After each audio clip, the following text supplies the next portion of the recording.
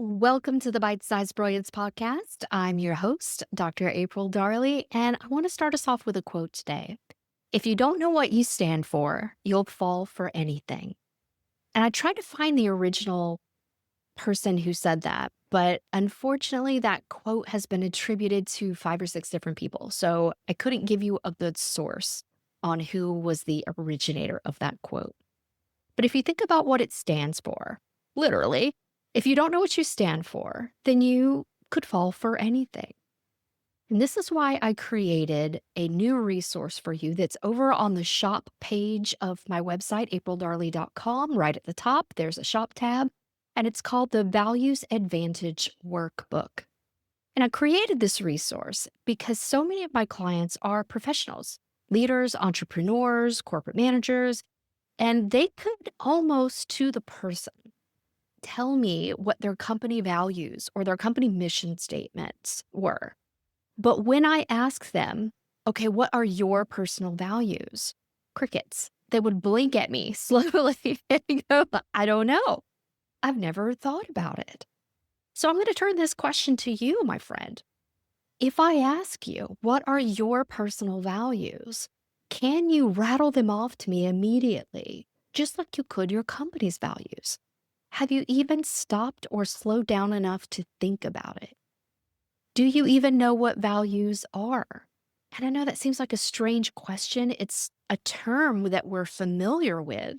Every politician is going to have some value platform that they run off of, family values or freedom as a value. So we're used to hearing that concept somewhere in our world, but not necessarily applying it for ourselves. And when we don't do that, we're missing a huge chunk that could be leading us astray. Because what your personal values do is they help you make aligned decisions. And what do I mean by that? So, too often, we tend to rely on external information to inform our decision. Sometimes it's people pleasing, what would make other people happy. Sometimes it's judgment. What do other people think I'm supposed to do, or what should I do? And we don't really filter that down strongly enough to go, what do I stand for? What is at the core of me that's going to guide me to make the best decision for me that I will be happy with? And often I will ask my clients to define values in this way when there's a definition that just isn't clicking for them. It's to go, values are something that's so important to you that you would fight for it. You would strive after it. You would chase it. You would even sacrifice for it, maybe. It's that important. You will go out of your way to make something happen. You will go out of your way to be in alignment with it because it's that important to you. And my personal values, normally, if you can narrow it down to the top 3 or 5, you're doing pretty good. And there's an exercise in the Values That Manage workbook just to get you jump started. It's going to be a list of common values. And first, I'm going to ask you and take you through an exercise to circle your top 10. There's no right or wrong. Circle anything that you're drawn to. And out of 10, you're going to go through and refine and ask yourself questions like, how important is this to me? How much does this matter in my life? How much do I spend of my life trying to make this happen? Or how much of my life am I looking forward to this happening? And for me, some of my top values, number 1 is optimism. Across the board, I can find a silver lining in any dark cloud. You just wait. And because that's a value of mine, it's also something I value when I see it in other people. So some of my favorite clients are the clients who have been knocked down, but they're going to get up again, because when you have optimism as a core value, it allows you to see hope when other people see struggle, right? And I love that about myself. I love that I'm able to find the silver lining. So yay, value number 1. Number 2 for me is knowledge. I am constantly learning new things, not just for my own benefit, but for my clients as well. It really helps to have an eclectic knowledge base when I have a client base because we're all individuals at the end of the day. And you never know when some piece of random information that I get from an article or a book or a saying or a quote is going to be the very aha moment that someone else needs. So I do it for my own personal satisfaction. It's extremely important to me, but I also use that value to enrich the lives of others. Number three for me is resilient. And I do admire people that can keep on going. If you're Gen X, do you remember the old Timex slogan, the Timex watch? Take a licking and keep on ticking. That's what it was. And I admire people with that because life doesn't stop lifing just because bad things happen. We got to get up and we got to keep going. And I admire resilience. And I also help my clients foster resilience in themselves if that's something that they want as well. Number four for me would be time freedom. And it's time freedom specifically because a lot of people have freedom as one of their top five values or some version of it, like autonomy.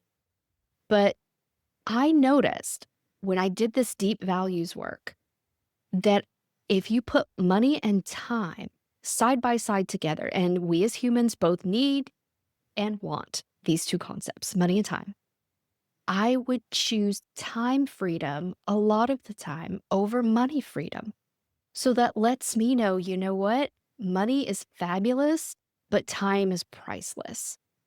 So when I'm thinking about projects that I want to do, I run it against this value and go, do I feel optimistic about this? Is this going to increase my knowledge? Will this help me be more resilient?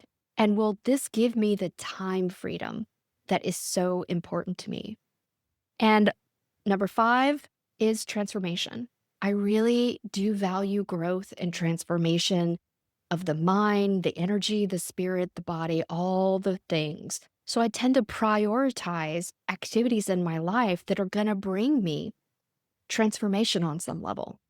And that's an example of how knowing your values can help you enrich your own life and the lives of others. Now, because I'm a business owner, I also have business values, and they are slightly different. Value number one in my business is connection, because it's really important to me. And it's a reason why my business is currently structured only at one-to-one, is because I value deep connections.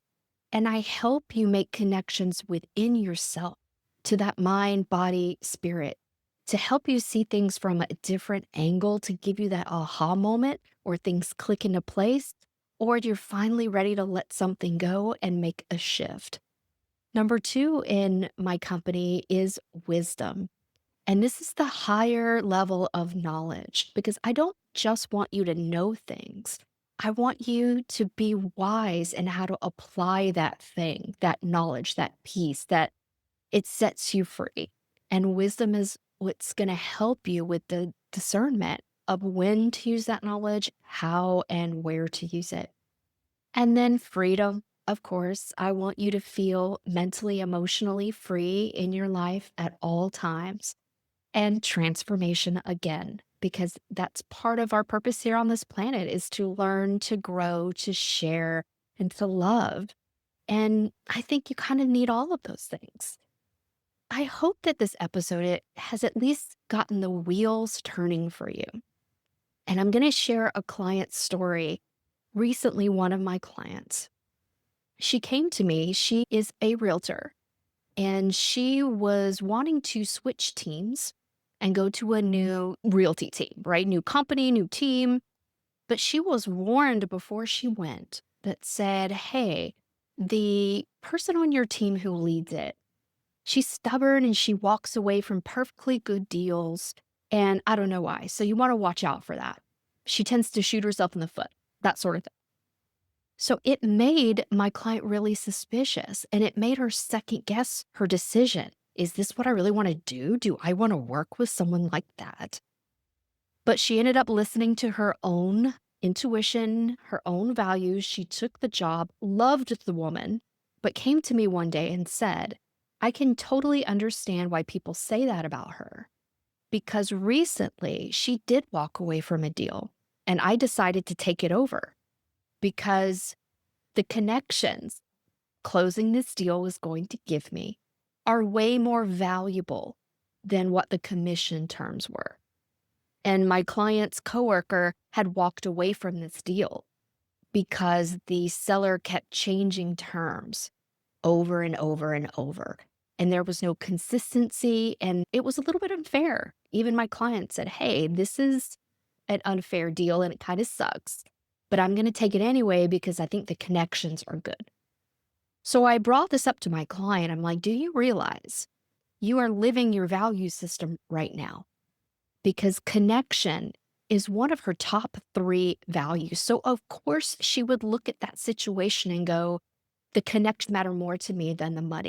And then I don't know her coworker. That person is not my client, but I hear a lot about this as I do in one-to-one sessions.